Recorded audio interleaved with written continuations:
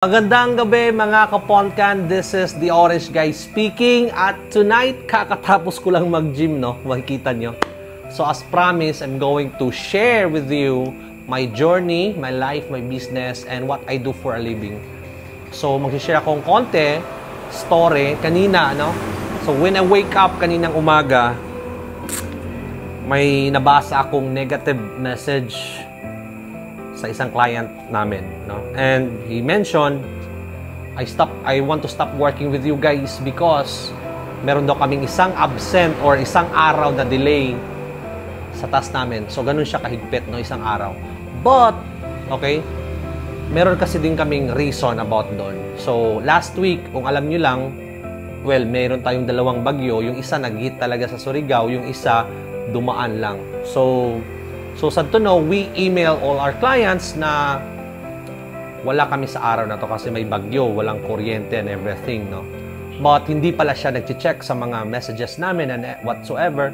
So kanina, nag-chat siya sa akin sa WhatsApp and he mentioned mag-stop na daw siya sa amin kasi, yun nga, meron daw kaming isang araw na delay sa kanya. And very frustrating naman kasi we emailed them na absent kami ng araw na to, no?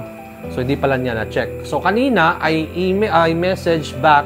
Sabi kong ganito, ganyan. Na-delay kami ng isang araw kasi absent kami due to this typhoon. Pero, wala siyang pakialam, no? Even valid naman talaga yung reason.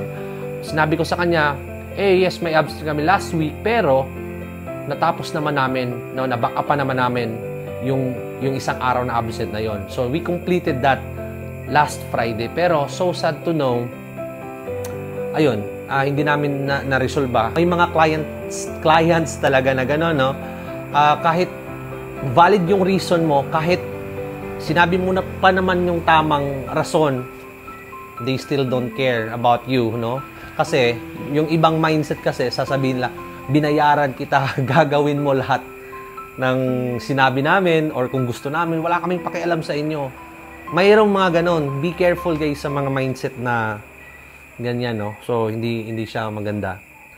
So, wala tayong magawa. That's his decision, eh. So, kahit ganun ka pa kagaling, kahit binigay mo talaga lahat sa kanya, you communicated very well ng ilang buwan, lahat-lahat, no?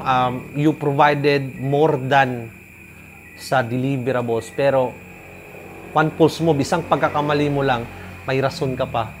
Nag-email ka pa. Well, meron mga ganun, wala ka talagang magagawa. So, what you can do, move on, no? Look for better client na mauunawaan ka, no?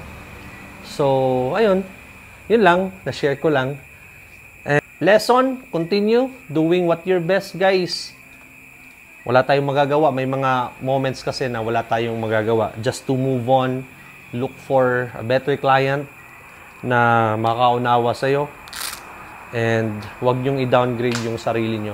No, kung papagalitan ka or whatsoever, huwag nyong i-downgrade. Basta ginawa mo lang naman yung tama, then it's okay. The Orange Guy speaking.